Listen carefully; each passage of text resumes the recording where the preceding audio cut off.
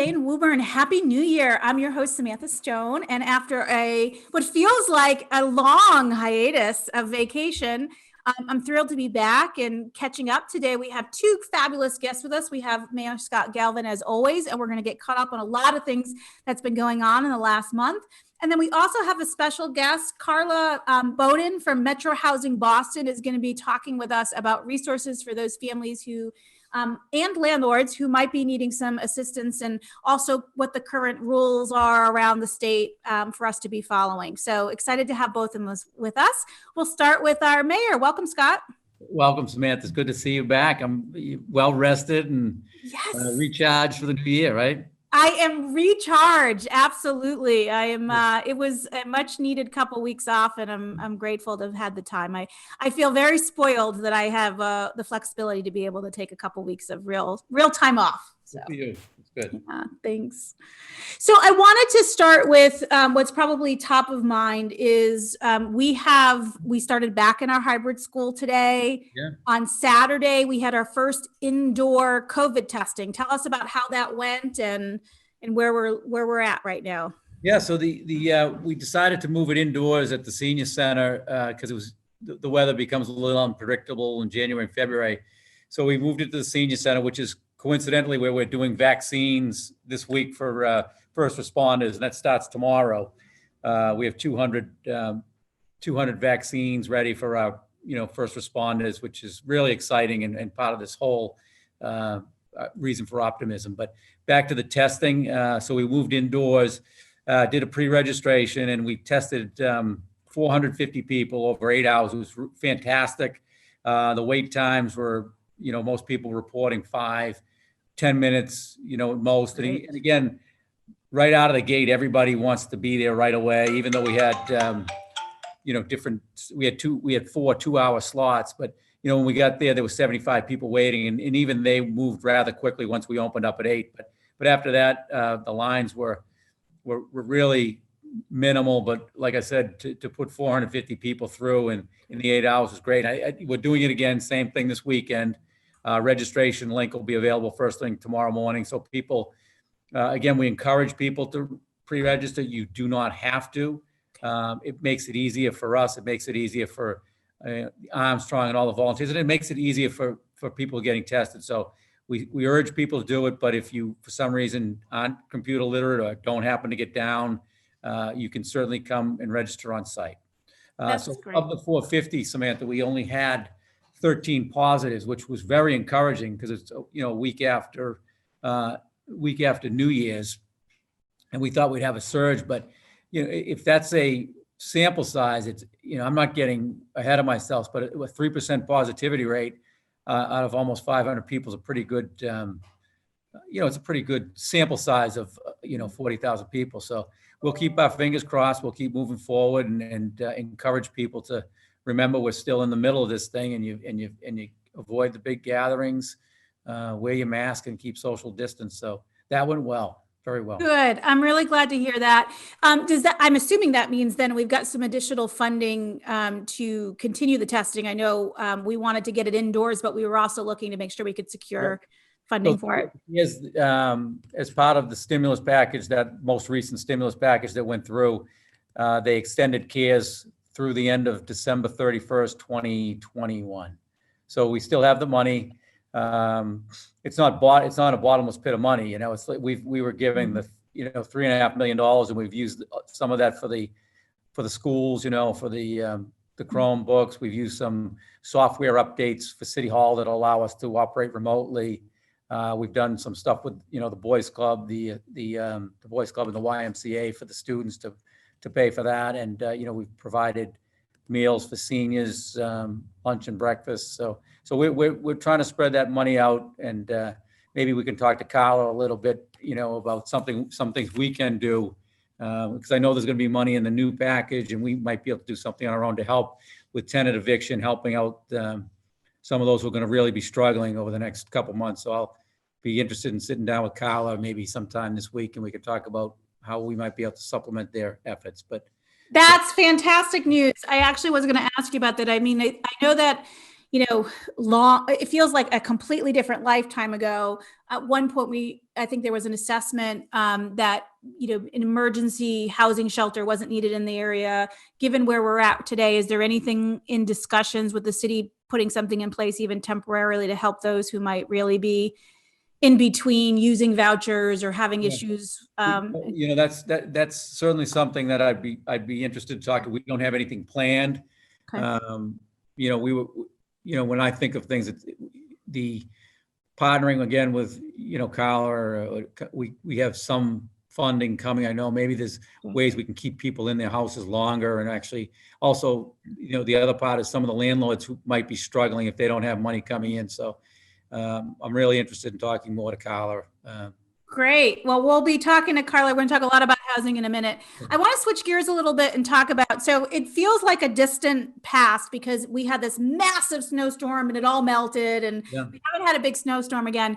But when that happened, we had quite a lot of questions come in about who's responsible to clear sidewalks. And I had more than my fair share of debates on this topic. I have my own personal opinions, and my husband is fastidious about clearing our sidewalk to the point where he exhausts me. We have to get so clear and all the way down. But I do want to, joking aside, I want to get clarity. I think it'd be helpful to hear from you. What are residents responsible for? Right now, it's, we'd love residents to do it. There's no municipal code requirements. We've talked about making it their responsibility, like they do in a lot of other cities and towns, which is really, I think, the direction we should head in. But right now, there is no requirement for residents to clear their sidewalks. Again, like I said, in other cities and towns, it's done by municipal code, and we've toyed around with the idea of doing it to make it, every resident who's abuts a sidewalk their responsibility. And some of the hesitancy, of course, was you have seniors or people who aren't able to do it. Some people have longer stretches of sidewalk.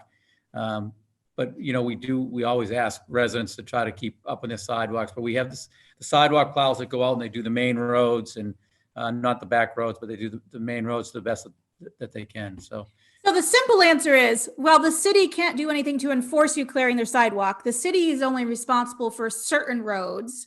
Right. And anything else outside those specific roads, if you don't do it, there isn't any cavalry coming, right? There's no cavalry coming, right? Because there's no. And if we can move it, if I understand, if you can move it before the sidewalk plows come, particularly in big storms, I think, what do we have, one sidewalk plow in the city? We have about 4 of them. 4. Okay, we have 4. So totally 4. I'm completely misinformed. But in any event, we do know that there's a lag time, and they prioritize, if I'm correct, like in front of the schools. They do. They start from the school and things. They have the same. They haven't changed the route in years, where they start from the schools and work their way out. And they do a really good job. But the priority, number one, is to get the roads open, and then when they get the roads open, they usually start, about 4:00 in the morning, the next day. Yeah. So. Well, and I have to tell you, they worked really hard this last storm. I know that's not easy, and it's a bunch of people from DPW, but also a lot of contractors that we use to do that as well. I'm fortunate. I live on a road that's fairly busy, so it gets plowed, I think, more frequently than perhaps other streets do. And I know that it could be frustrating because you go shovel your driveway and then you've got the plow, but my husband used to plow. We really need to let them do their jobs and do. I know what you're saying. It's frustrating because people call and say, well, I just shoveled my driveway and the plows keep going back, but they're doing their job, and they're working in pretty tough conditions. So they're out there driving hard. So keep up that. That's great. Another winter question for you. So I think I know the answer, but I want to confirm. We have had ice rinks or the skating pond in the past. Are we able to do that this year? I know it's an outdoor activity, but I also know there's limitations on what you can congregate. So you can do it. It's funny. One of the recreation commissioners came into my office last week, Kevin Lonigan, and he was going to bring it up at the meeting. And I said, I'm all for it. If you wanted to do one down at Library Field and one over at Leland Park. We did a couple at Leland.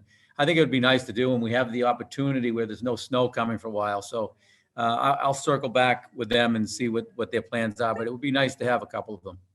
Yeah, and I have to tell you, I really need to give a shout out to Woburn residents. On Sunday, we decided to brave the cold and have an outdoor picnic at Horn Pond.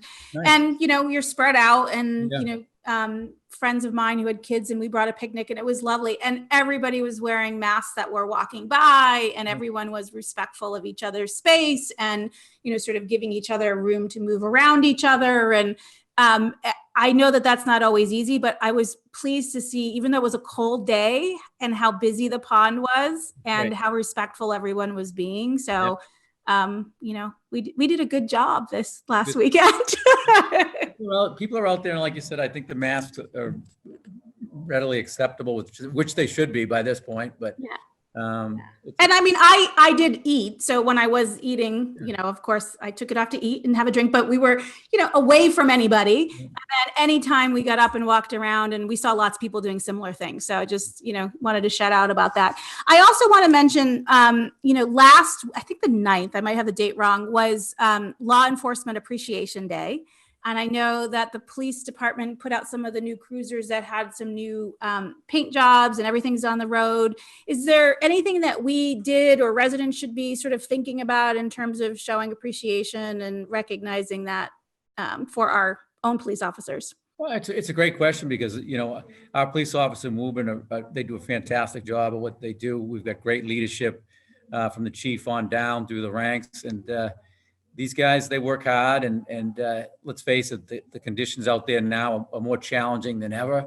And yeah, I mean, it's the simple things, I think, that they always appreciate, a smile, a wave, or, people who, like in Woburn, we're all respectful. So the best thing you can do is give them a smile, tell them thanks for their service, because they deserve it. They do a good job. Yeah, and they're going to get a nice shot in the arm, right? Starting tomorrow, is that right? Nice vaccine, right? Yeah, we have, like I said, we had 200 that were made available to us as a provider, which we had to apply for. And we'll have Karen on next week. She's the city nurse. She can talk more about it. But it's for first responders, so school nurses will get done. Our MRC, which they're the people who are helping with the COVID testing, and of course our police and our fire. And right now, not all of them have signed up, and we want to urge them all to do it. Some of them do have some hesitancy about taking it, but we think it's really important for all of our first responders to be getting it. And at that point, when maybe the state allows us to, because the criteria keeps changing. If the state allows us to go the next step and do our teachers and DPW workers, which are in the next phase, we'll be happy to do that. And then, of course, the general public, which is, over 65 and comorbidities. And we'd like to be able to fill in the gaps there, because the more people we can get tested, the faster vaccinated, the closer we're going to be to that herd immunity and getting back to normal. So well, that's great news to hear that we're thinking about all those things. We look forward to having Karen with us next week. I know lots of people want to have questions, but also thank them for their hard work there. So next week we'll talk more about contact tracing and things that are going on there. Just one thing, if I can jump back, when you talk about those cruises, those are hybrid too. So we're one of the few, not one of the first, but they save a lot of money on gas. They're, save on the fossil fuels and help us with our carbon emissions. So we're proud to say that those are hybrid vehicles, and we're going to be doing the next round that we do. We'll be doing more hybrids for the police department. So it's a good thing. That's great. I'm really glad to hear that. I didn't actually know that. So I'm happy to hear that. That'd be fun. I'm sure they have that new car smell, right? When you first get it, right? Your car, you can't help but get a whiff of that. One other quick just follow-up question for you. So last year, which was only a few weeks ago, but sometime last year, we talked about some art mural projects in the city, and you were talking to some artists and some things. Have anything new happened since then? I'm going to be perfectly, we haven't really gone much further with it. We've been looking at different stuff, but we will get that back on the radar screen, but we really haven't had much time to look at it. But it's an important thing to do. But well, we've had this little pesky thing with the pandemic getting in the way, and some other things. So totally understandable. Just wanted to check in on that. If there's anybody who's interested in helping drive or support that effort, is there someone on I think if they call, start with my office, and then we'll Okay. send them over to the planning, and we'll go from there. Great. Excellent. Anything else you want to catch us up on before we switch to Carla? Martin Luther King Day next Monday, so we'll be there. I know they've got St. John's has a program planned, and they're putting that together with the high school students, and I'll be attending as well. So that'll be a good day, and I think we could all use some uplifting messages from the likes of Martin Luther King, particularly what was going on in Washington. So I'm excited to be there too. Yeah, thank you for that reminder. I think that is a wonderful opportunity for everybody in the community to engage and get connected to each other in a positive way and start off the year in a good place. Yep. Good. Okay. Excellent. Thank you, Scott. Well, welcome, Carla from Metro Housing Boston. So excited to have you here. Thank you. I'm excited to be here. So Carla is like my go-to person. So Carla is a Woburn resident, long time. Many of you may know her, but she's my go-to. Anytime I have a question about housing or anything like that, I always send her a little message, and she's always kind enough to fill me in. And the pandemic is a time that has really hit a lot of families hard. And there's a lot of families who are struggling with housing insecurity and the rules around evictions and rent help and all of those things have been changing. So I know when we were chatting earlier, Carly said some things even over the weekend had changed. So why don't I sort of let you start with some of the most recent updates?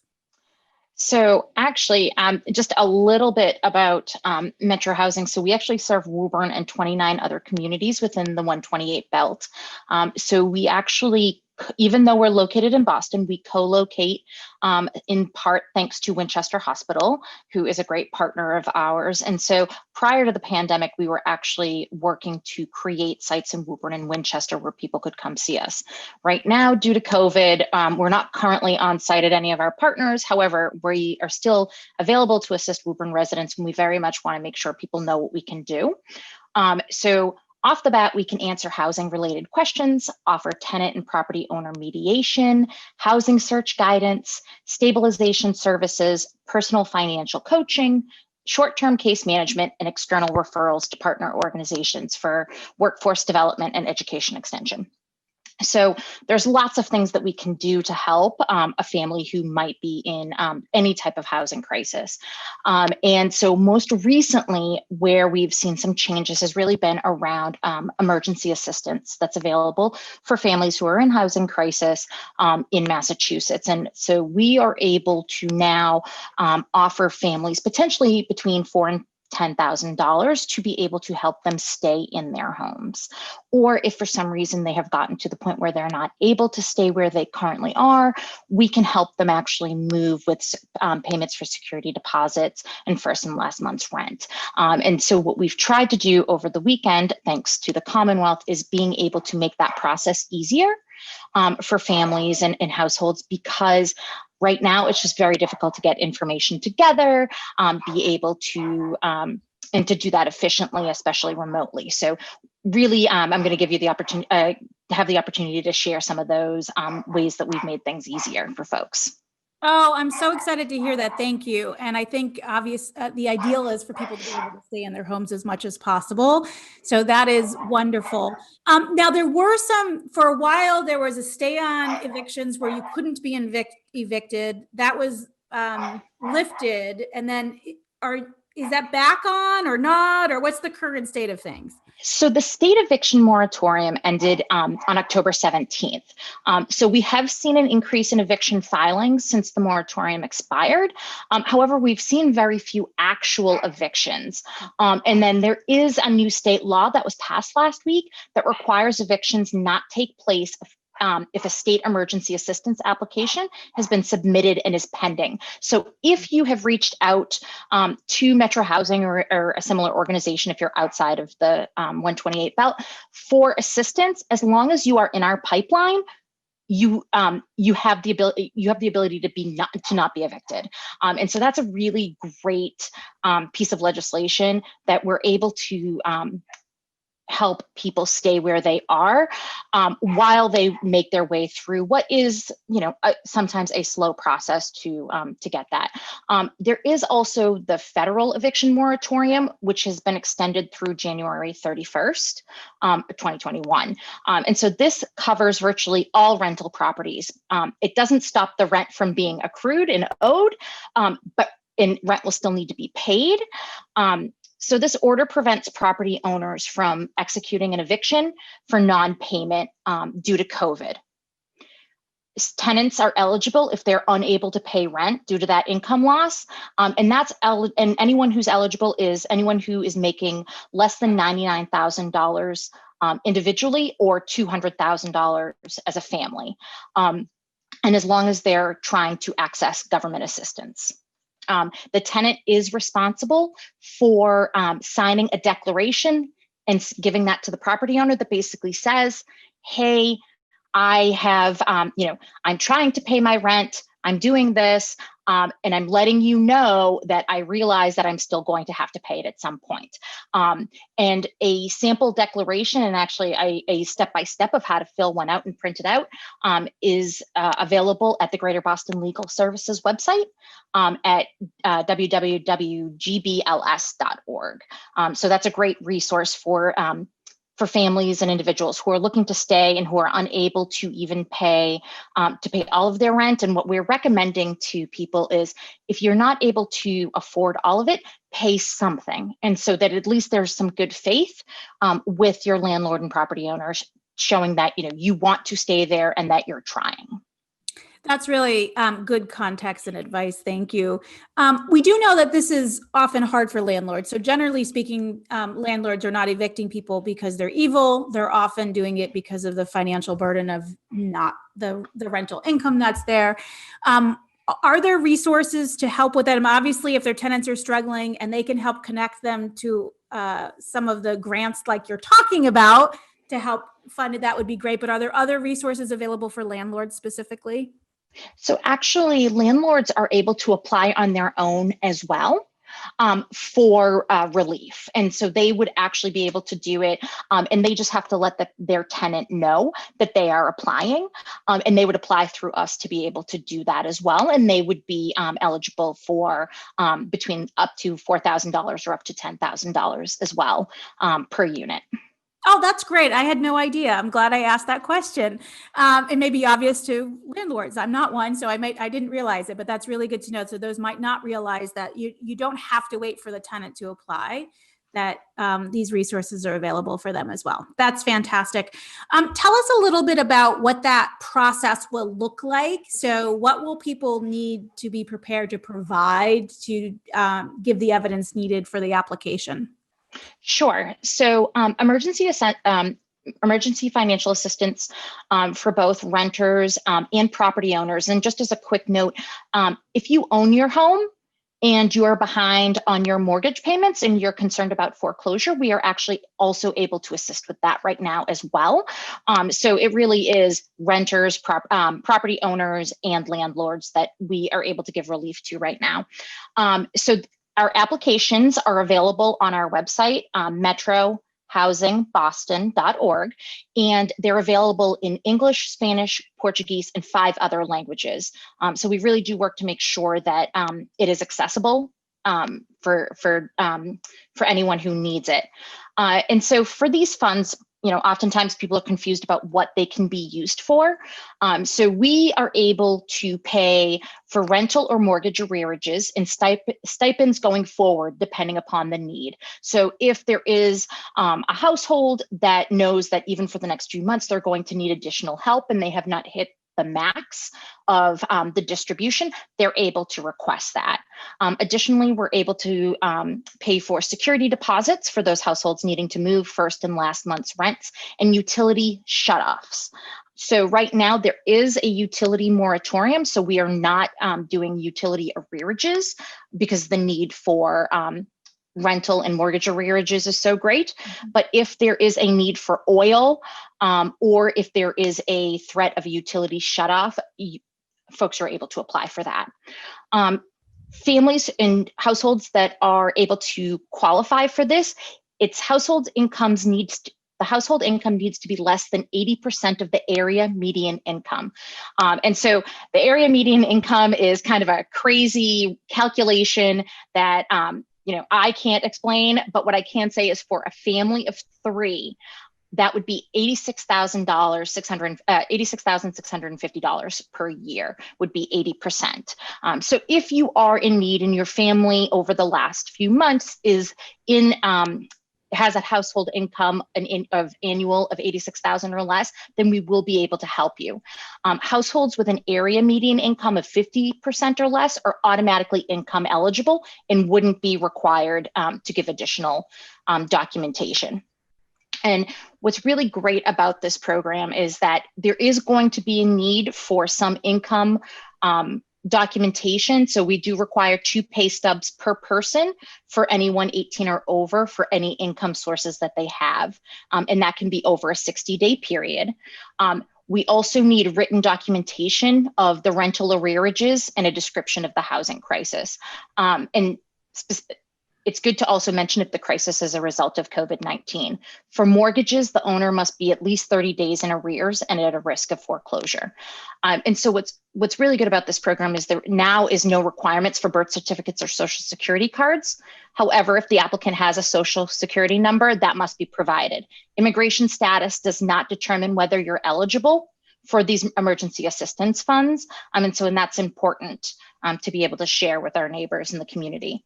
And then for property owners, we need proof of ownership of the property and the mailing and payment information, including a W-9, because we make our payments directly to the property owners.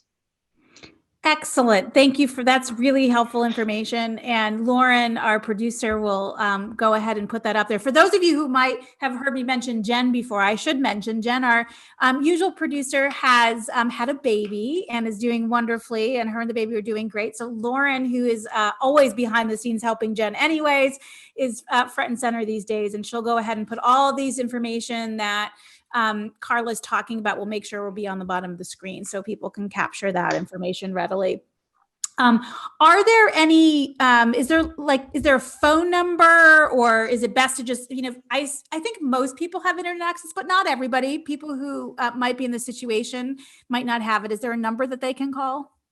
Absolutely. So because Woburn is a part of our co-locations program, we actually have a direct link to the co-locations team, and that email is COLO, so colo team at metrohousingboston.org. And just sending an email to them will let them get started with working with a family or a household that's in need. Or you can also give us a call through our resource hotline at 617-425-6700. Well, this is fantastic. And for those of you who are listening, you may not need these services, but you may hear of people who do. So I think it's great for it to be familiar so we can pass that along and make sure that we're sharing that. I know, Carla, that you partner very much with the Senior Center in the schools, I imagine, and other organizations, the City Hall, and to make sure that what you're as available as possible for folks. Is there anything else that I didn't ask you about that you think we should be aware of? I do want to make a little additional plug that if there are property owners who have any units that are currently empty, we also do administer over 10,000 vouchers in Greater Boston. And we always have families who are looking for landlords to be able to, that would be willing, even though it's the law, to take a voucher. And especially in times like this, we, as a voucher administrator, are paying that rent payment. So for anyone who's looking to be able to have some consistent income as a property owner, that's an opportunity to be able to make sure that you're getting at least 70% of your rent paid each month by us. I'm glad that you brought that up, because I think there's a lot of fear around voucher systems for landlords, and understandable fear, right, of what is, but I think it's largely because they don't understand what those vouchers are and how they can be used. Could you tell us a little bit about, if they take a tenant with a voucher, you talked about the payment goes directly to them. Is it, it sounds like it might be how is the rate of rent determined, and what happens if those vouchers run out? Kind of tell us a little bit more about the program. Sure. So the good news is the vouchers don't run out once they're credited to an individual or a family. So it stays with them until they're no longer eligible. And that's always based on income eligibility. And then also there's special vouchers available for specific instances. So it might be something having to do with, there's a special voucher program for grandparents that are raising grandchildren or something similar. So for vouchers, once a potential tenant goes and sees a property, basically we are allowed to pay what's called a median payment for the area. So we have set amounts that we're able to pay, of which, having looked at Woburn rents recently, we are basically paying the going rate for any type of bedroom apartment. What's great about working with a voucher holder is that we basically offer, at least on Metro Housing Sense, 70% of the rent we would pay. And then the tenant is responsible for up to 30% of that. And so, especially in a time like this, where so many families have been negatively impacted by COVID-19, this is an opportunity to ensure that you're getting those dollars. And really, voucher holders can be individuals, they can be families, but it's just an opportunity to give these individuals who need additional support to be able to live in the community that opportunity. So, we are always looking for landlords to work with us and partner with us. We would be looking for a lease in writing. We do pay rents directly to the property owner. The rent is calculated in a completely obscure and random way, depending upon the voucher holder's income. And so, it's having an additional opportunity to assist the community. And so we're always looking for property owners to be able to partner with. I'm glad you mentioned that. I think it's a great opportunity to help our community stay together, but also do so in a way that does have some guaranteed income available for landlords. So thank you for sharing that with us and for being on the show. For those of you who are in a community, thank you so much. Happy New Year. It's great to be back. And please continue, as always, to take good care of each other.